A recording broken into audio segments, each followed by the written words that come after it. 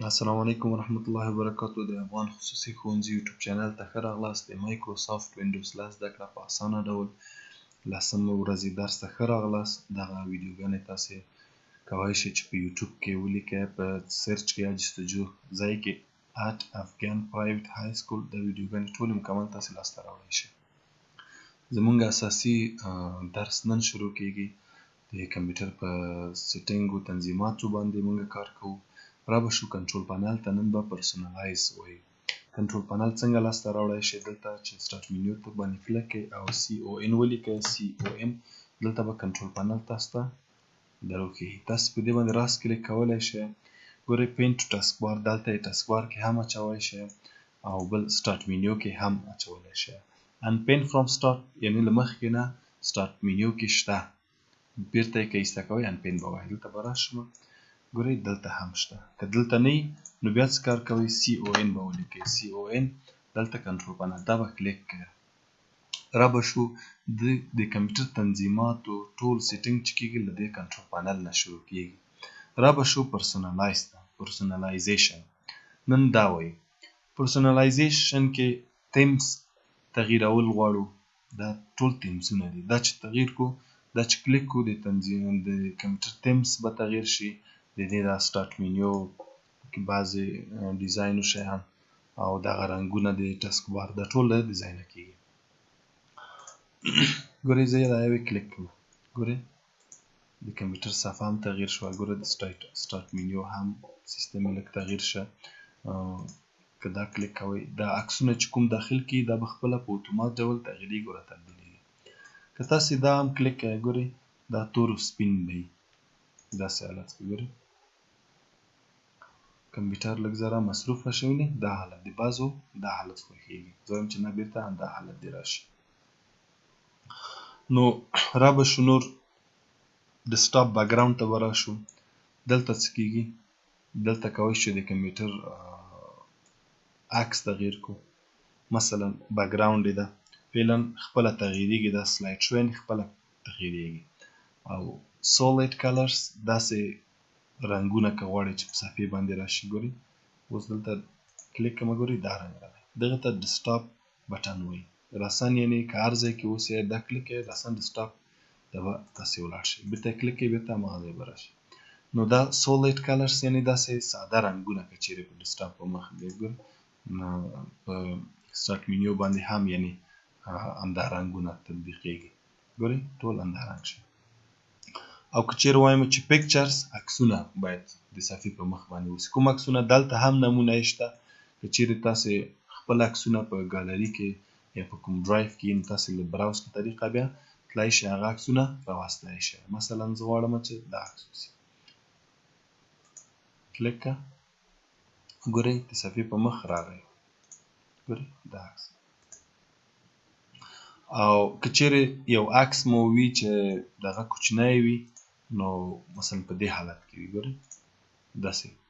که غواړئ چې کوچنی عکس اوسي تاسې سینټر کې انتخاب کړئ. دا عکس خو غټ ده نو تنها دغه سینټر وسط کې به د صفحې تاسو ته به راشي. او که چیرې بیا غواړئ چې داسې ټیل په شکل اوسي، مونږ که یو بل عکس راولو نو په هغې کې به ښه ښکاره شي. مثلا زه دلته یو بل عکس انتخابوم. دا عکس ګورئ، دا عکس ګورئ اوس کوم حالت یې ده؟ ګوره ټایل ده. ګوره دلته هم ده، دلته هم تکرار راغلی. او که وایم چې نه سینټر تنها انتخاب شي یعنې وسط کې یو دانه اوسي، ګورئ تنها وسط کې انتخاب شه. او که چیرې ووایم چې فټ یعنې د صفحې مکمل چې دا څومره عکس ته ګوره فټ شه.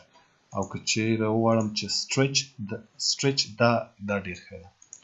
سټریچ یعنې د عکس یعنې کشکاږي او ټولې صفحې ته یې ځای په ځای وي.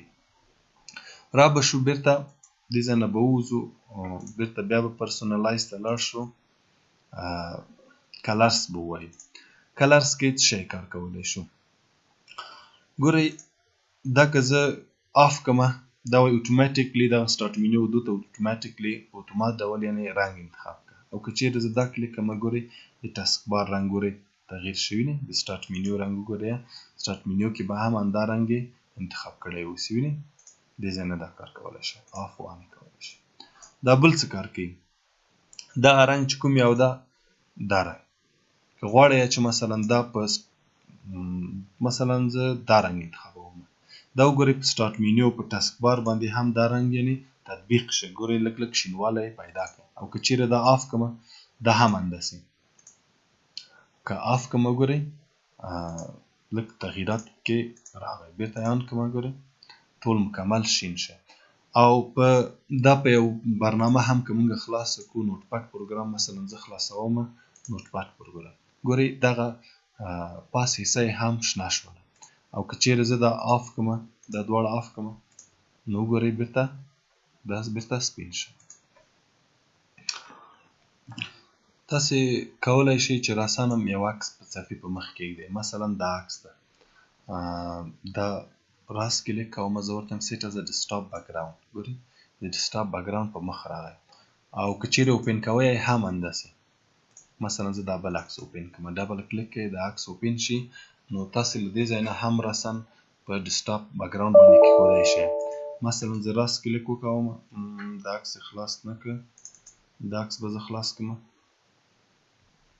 بعضې وخت کمپیوټر بعضې مشکل سره مخ کېږي ګورئ دا عکس مې خلاص کړ په دې باندې راس کلیک وکوم او څه ورته وایم سیټ از ګوره سیټ از لاک سکرین کله چې کمپیوټر نوی چلند قلف حالت کې اوسي نو په هغه ځای باندې ږدئ سیټ از ډیسکټاپ بیکګراوند یا سیټ از بیکګراوند دا سیټ از بیکګراوند چې کلیک کړئ تاسې دا هم یعنې راساً د بیکګراوند په مخ راغی د ډیسکټاپ په مخ راغی ښه نور به راشو ساوند ته به راشو ساوند کې موږ کوم کار کولی شو ساوند کې مثلا د کمپیوټر غږونه تغییرولی شو مثلا کله چې برنامه زه کلوز کوم کوم غږ وکړئ ګوره کلوز پروګرام دلته به انتخاب کې ورته وایم چې دغه ګوره ټیسټ دا زه اوپن اپلای کړم اپلای اوکې چې زه اوس یو برنامه کلوزوم ګوره دا ډرایو خلاص کړم دا زه کلوز کړم یا مثلا نوټ پاډ خلاص کړم نوټ پاډ خلاص کړم ګوره کلوز حالت کې داسې یو غږ مونږ ته کوي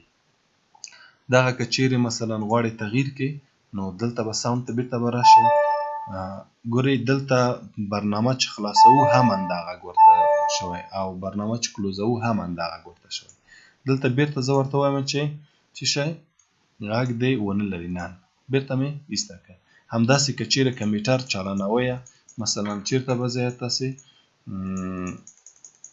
زه دلته پیدا بل مثال مثلا که چیرې لپټاپ استفاده کوئ او کمپیوټر چارج خلاص شي نو کوم غږ وکړئ ګورئ فعلا دا غږ کوي ګوره دا غږ کوي او که چیرې مثلا ځای نه هم تغییرولی شئ او که چیرې مثلا تاسې خپل غږ ورته ثبتوئ مثلا غږ مو تیار به ثبت کړئ هغې کې به لیکلي چې ګرانه د کمپیوټر چارج خلاص ده لطفا چارج کوي وصل که دې ځای نه هماغه غږ بیا د ځای نه یې راوستی شئ چې کوم ځای کې هغه ورته انتخاب کړئ چې کله کمپیوټر بطرۍ ضعیفه شي نو تاته به هماغه غږ کوي همدارنګه که چیرې کمپیوټر لګوئ نو دا حالت دا به کوي ګوره که چیرې کمپیوټر ګل خاموشه کوئ دا حالت کوي که خوب ته حالت ته وی دا حالت ته ګرځي ښه دې پسې به څه ووایو دې پسې به چینج ډیسکټاپ آیکنز به ووایو دلته چې راشئ دغه د ډیسکټاپ آیکن دا که چیرې تغییروئ نو که چیرې دا ورکوئ دا به ایسته کړئ دا به اپلای کې ګورئ ورک شي چیرې بیا یې راغواړئ چې راشي په مخ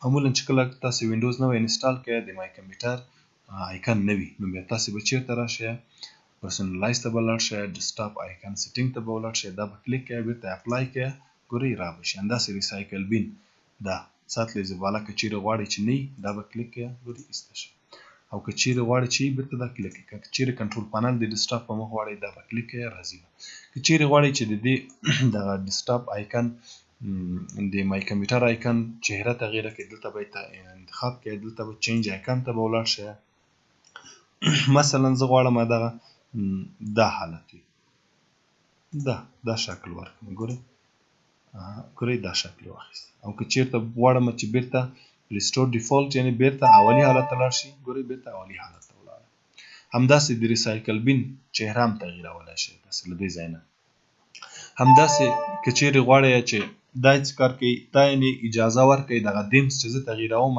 دغه آیکن چې ما تغییر کړی ده دیمز ته اجازه ورکړه یا مې ورکوه چې دغه باندې تاثیر وکړي یعنې دا تغییر کړي او را تغییر نه کړي بل که چیرې موږ د یو فولډر یو فولډر جوړو مثلا دلته ځو نیو فولډر ته داسې جوړو په شارټکټ باندې څه رقم جوړو کنټرول شیفټ ان چې تاسو کلیک کړئ مثلا کنټرول شیفټ ان څه رقم ده